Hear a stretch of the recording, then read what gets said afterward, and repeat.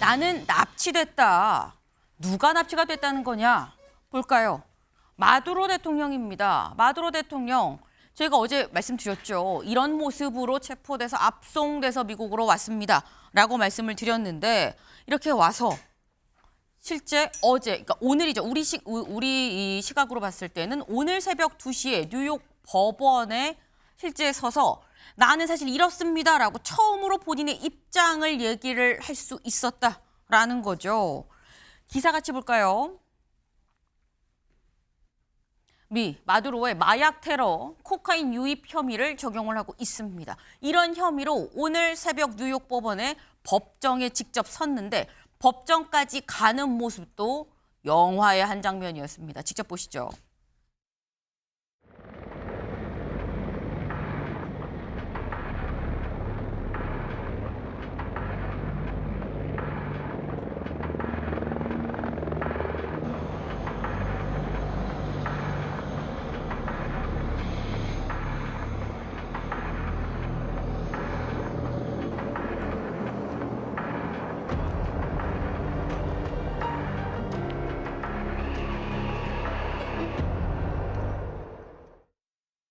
네. 물론 저희가 음악도 좀 그렇게 깔긴 했습니다만 상당히 좀 삼엄해 보이는 그런 모습이죠. 막 헬기가 뜨고요. 막 좀 이 주변에 이 경호라고 얘기를 해야 되나요? 한둘이 아닙니다. 그렇게 해서 지금 실제 뉴욕 법원까지 갔는데 그래서 법원에 서서는 뭐라고 얘기를 했느냐라는 거죠. 같이 볼까요? 일단 마두로 대통령입니다. 마두로 대통령 뭐라고 했느냐. 난 결백하다. 난 유죄가 아니다. 나는 품위가 있는 사람이다. 난 여전히 내 나라의 대통령이다. 거기에 좀 빠졌네요. 나는 납치됐다라고 얘기를 했습니다. 그러니까 아내랑 같이 체포가 돼서 이번에 같이 섰어요. 아내도 역시 나는 무죄, 난 완벽히 결백합니다. 라고 얘기를 했다라는 거죠. 사실 이게 서영주 대변인님. 마두로 대통령 입장에선 그의 입장에선 좀 황당할 수 있고 자다가 침실에서 갑자기 납치된 걸로 볼 수 있거든요, 본인은. 근데 자다가 이제 봉창 뭐 두드린다는 소리도 있지만 이건 이제 날벼락 같은 느낌, 이런 개인적인 소유를 떠나서 국가 간에, 그러니까 베네수엘라가 하나의 그 고유의 주권을 가진 국가임에도 네. 불구하고 미국의 트럼프 대통령이 힘이 센 강대국이라고 해서 어떤 그 나라의 대통령을 아주 영화의 한 장면처럼 급습해서 두 부부를 체포해서 데려와서 연방법원에 세웠단 말이에요. 이게 지금 대한민국의 입장에서 봤을 때는 이런 게 가능하나? 라고 생각할 거예요.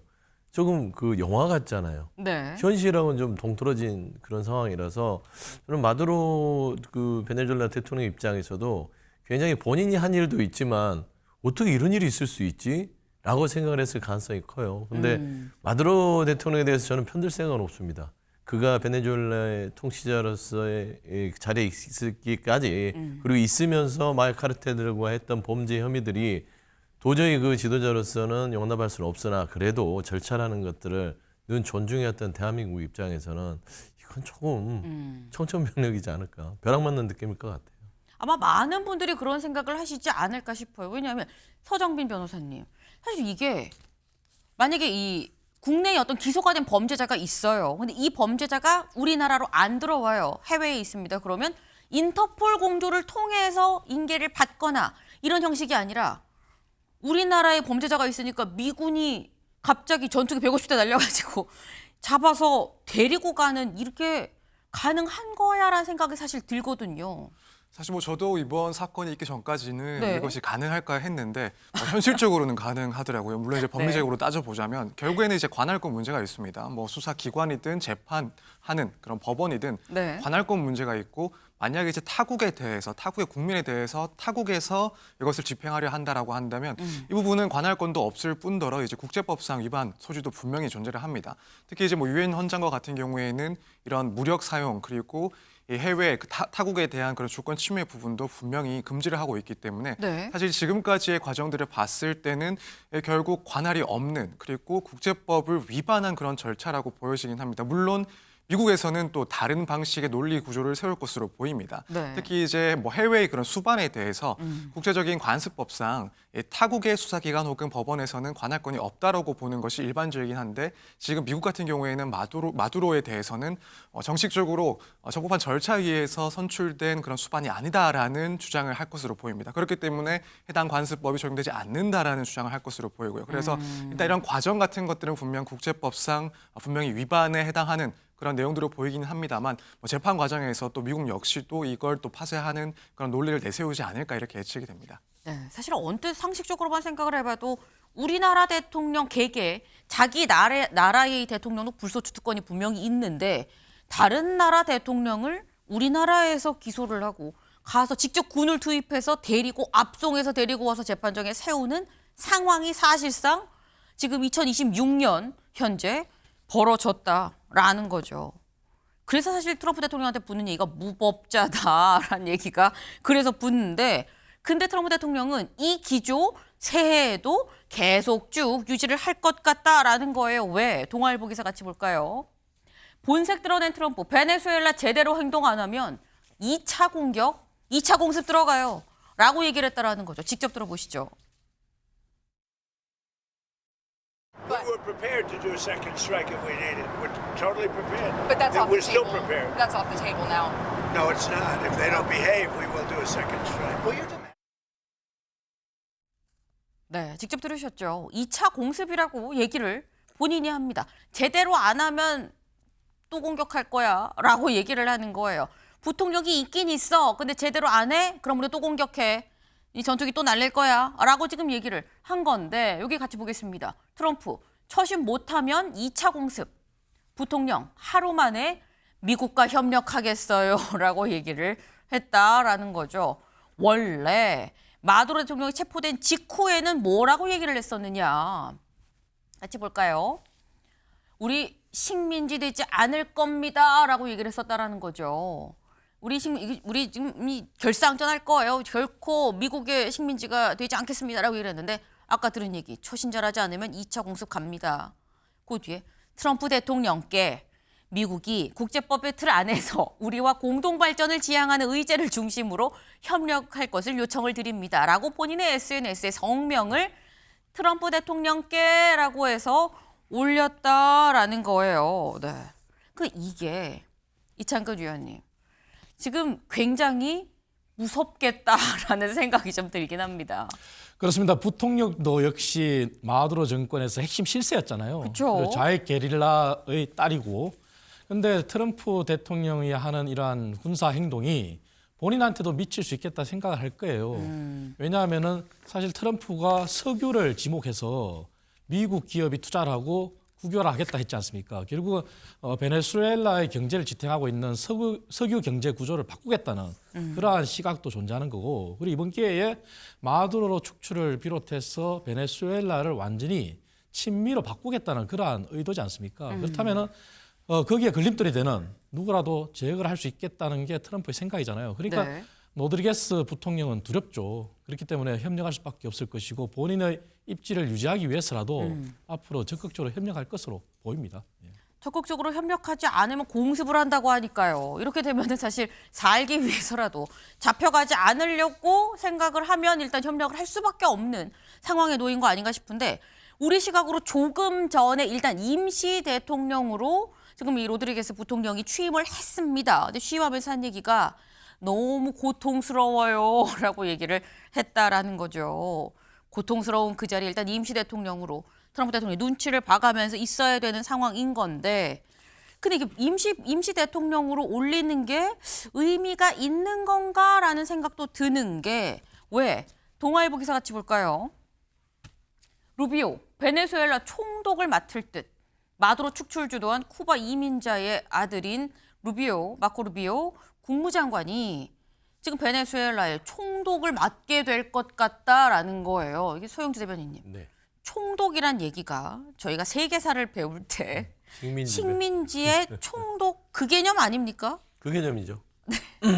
앞서서도 봤지만 네. 지금 임시 대통령으로 임명한 로드리게스 그 꼬리를 내렸잖아요. 그 앞서서 트럼프가 그랬으면 처신을 잘하지 않으면 2차 공수하겠다. 처신이 뭐냐면 똑바로 해라. 이게 시키는 대로 해라예요. 시키는 대로 아니면 패겠다. 한 번이 어렵지 두 번이 어렵지 않습니다. 그리고 매운맛을 봤기 때문에 베네수엘라의 지도부 입장에서는 네. 미국에 이상하게 각을 세웠다가는 이거 마두라고 똑같은 꼴을 당하겠구나 라는 생각을 할 거예요. 하지만 그 전제가 식민지는 되지 않겠다라고 얘기를 했지만 현실은 그렇지 않습니다.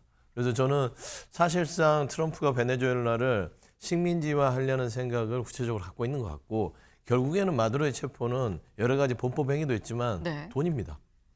트럼프 입장에서는 베네수엘라는 본인이 정말 욕심나는 세계 최고의 석유 매장량을 갖고 있는 나라예요. 개발만 안 됐을 뿐이지. 그러면은 중국과의 관계에 있어서 히토리에 대결을 할 수 있는 그런 또 이권도 있는 것이고 이거를 굳이 뭐 체면 차려가면서 베네수엘라에 대해서 미국이 네. 국제법에 대한 어떤 정의를 바로 세운다 그러지는 않을 것 같아요. 그래서 저는 지금 베네수엘라 총독을 국무부 장관 루비오를 세우는 것들은 식민지배에 사실상 들어갔다라고 저는 보고 그러니까 베네수엘라의 마차도 부분도 인정을 하지 않잖아요. 노벨 평화상을 받았지만 그건 뭐냐면 당신도 베네수엘라의 어떤 그 고유의 주권을 주장할 수 있으니 가만히 있어. 내가 정리할 거야. 저는 그런 상황이라서 식민지배의 공식적인 선언이라고 봐도 될 것 같습니다. 근데 사실 많은 분들이 그렇게 생각하지 않으실까 싶어요. 이게 지금 막 총독 얘기까지 나오고 무슨 식민지 옛날 식민지가 되는 거야? 라는 생각까지 들면서 제대로 안 하면 또 때릴 거야? 라는 얘기를 공개적으로 얘기하고 있는 상황이라고 한다면 서정민 변호사님. 국제기구가 있잖아. 국제재판소도 있고 다 있는데 아무리 미국이 강대국이라 그래도 이게 시스템이 가만 냅둘 수 있는 거예요. 누가 봐도 위법이면이라고 생각할 수 있거든요.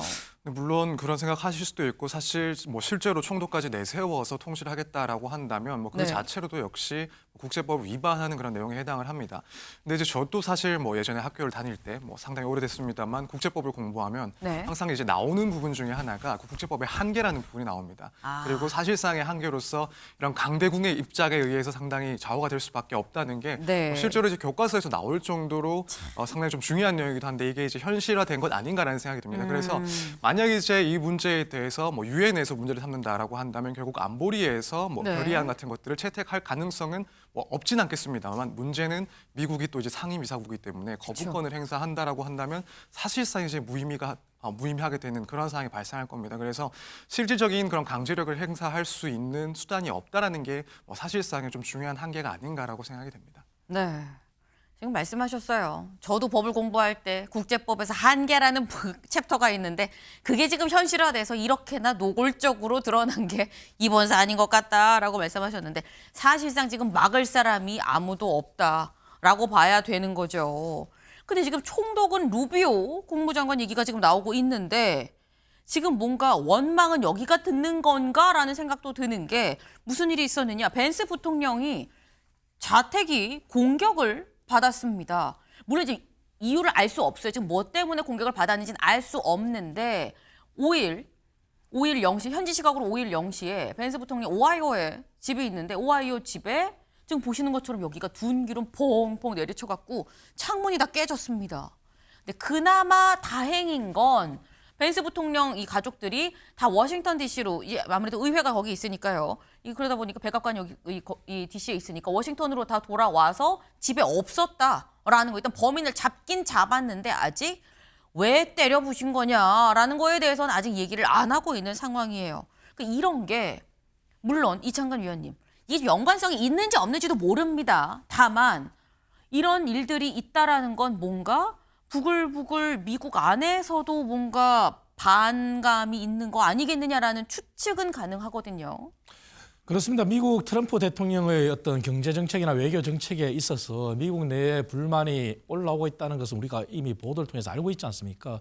그래서 이번에 잡힌 범인도 조사를 해봐야 되겠지만 그 사유가 경제적인 불만인지 아니면 트럼프 대통령을 비롯한 벤스 부통령도 사실은 강성 매파지 않습니까? 그러한 미국 우선주의에 반하는 그러한 외교적인 결정에 반하는 그러한 이유 때문에 범죄를 저질렀는지 조사를 해봐야 되겠지만 분명한 것은 트럼프의 국내 입지가 그다지 좋지 않다는 것은 우리가 알 수 있는 사실이에요. 그래서 앞으로 트럼프 대통령이 계속 이렇게 일방적으로 갈 때 미국 내의 경제가 만약에 뒷받침해주지 않는다면 네. 이러한 불만은 앞으로도 더 지속될 수 있다. 그런 게 우리가 예측해 볼 수 있을 겁니다. 근데 사실 제가 학교 다니면서 세계사를 막 열심히 공부하진 않았는데 보통 그렇게 배우거든요. 국내가 정신이 없으면 오히려 세계사 쪽으로 자꾸 전쟁을 한다. 바깥에 적을 만들어 자꾸 전쟁을 한다라고 했는데 베네수엘라 말고 트럼프 대통령은 더 큰 그림을 그리고 있는 것 같다라는 얘기가 나옵니다. 이 현지 시각 4일 트럼프 대통령 기자들과 질의응답을 하면서 이런 얘기를 했거든요. 들어보시죠. And that's Venezuela is very sick. Colombia is very sick too. Be an operation by the U.S. and It sounds good to me. You have to do something with Mexico, but unfortunately the cartels are very strong in Mexico. I don't know. Cuba is ready to fall. You know Yes. that. Cuba looks like it's ready to fall. We need Greenland from a national security situation. It's so strategic. 네, 거의 약간 지구가 다 내 거야. 약간 그런 느낌인 건지 많은 나라들이 지금 나왔어요. 일단 요번에 베네수엘라는 제대로 행동하지 않으면 2차 공격할 거야라고 얘기를 했죠. 근데 베네수엘라 말고 또 뭘 얘기했느냐? 쿠바를 얘기를 하면서 여기 사실상 붕괴 직전이에요. 여기는 우리가 굳이 뭐 손 안 대도 돼요라는 식으로 얘기를 했어요. 근데 왜 손 안 된다고 했으니까 그나마 뭐 다행이라면 다행인 건데 멕시코는 뭐라고 했느냐? 뭔가 해야 될 것 같아요. 왜? 마야 카르텔이 이게 또 보통이 아닙니다. 라고 얘기를 해요. 콜롬비아도 얘기를 해요. 콜롬비아에 대한 군사작전은 요거 괜찮게 지금 들리고 있어요. 마음이 좀 갑니다. 라는 취지로 지금 얘기를 해요. 그러니까 이런 게 지금 서영주 대변인님. 네. 지금 국내 여론이 안 좋아서 더 이러는 건가? 라는 생각도 사실 들고요. 지금 뭐 더 있을 것 같아요. 2차, 3차. 근데 국내 여론이 안 좋다고 그거를 환기시키기 위해서 벌이는 일치고는 너무 일을 크게 벌이고 있잖아요. 이게 주권 국가들과의 어떤 전쟁과 가까운 어떤 힘의 통치를 하고 있는 건데 네. 이게 과연 국제사회가 언제까지 용인해 줄 수 있을 것인지는 저도 의문이에요. 베네수엘라의 부분에 있어서는 마약 카르텔의 어떤 정당하지 않는 정권을 유지했다는 명분하에 한 번 정도는 트럼프가 힘으로써 누를 수는 있으나 멕시코, 콜롬비아, 쿠바 물론 이 마약과의 전쟁이라는 큰 축을 세워놓을 거예요. 저기가 마약 카르텔이 있으니까. 하지만 멕시코, 콜롬비아, 쿠바도 엄연히 주권 국가입니다. 이런 식으로 트럼프가 어떤 다른 나라의 주권을 인정하지 않게 되면요. 더 이상 그게 저는 국제사회가 가만히 있을 수는 없다라는 측면에서는 부동산으로 돈을 벌어서 그런지 몰라도 땅 욕심이 많으신 것 같아요. 덴마크에 있는 그린란드까지 뭐 그렇게 욕심이 난다라고 밝히는 것은 적절치 않다. 그래서 네. 트럼프의 시대가 한 3년 남긴 남았는데 좀 더 이상 조금 트럼프식의 어떤 국제 질서의 혼란을 초래하는 것들 언젠가는 좀 멈춰줄 수 있는 기회가 있었으면 좋겠다는 개인적인 생각을 가지고 있습니다. 개인적인 생각인데 트럼프 대통령이 이 생각을 좀 알아주면 좋겠는데. 네. 근데 일단 아까 말씀하셨죠. 주권 국가들인데 뭐 탐이 나고 어쩌고 뭐 이런 얘기를 하는 게 이게 맞아요 말씀하셨죠. 지금 얘기 나온 것 중에 콜롬비아 대통령이 있죠. 콜롬비아 대통령이 뭐라고 얘기를 했느냐. 볼까요? 콜롬비아 정부에 대한 모든 협박은 다 불법적인 겁니다. 라고 얘기하면서 과거에 다시는 무기를 들지 않겠다고 맹세를 했는데 조국을 위해서 무기를 다시 잡겠습니다.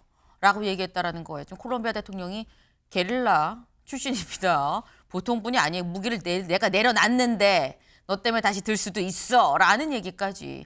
이렇게 되면 정말 전쟁으로 이어질 수도 있는 상황 아닌가. 조마조마한 세계 정세입니다.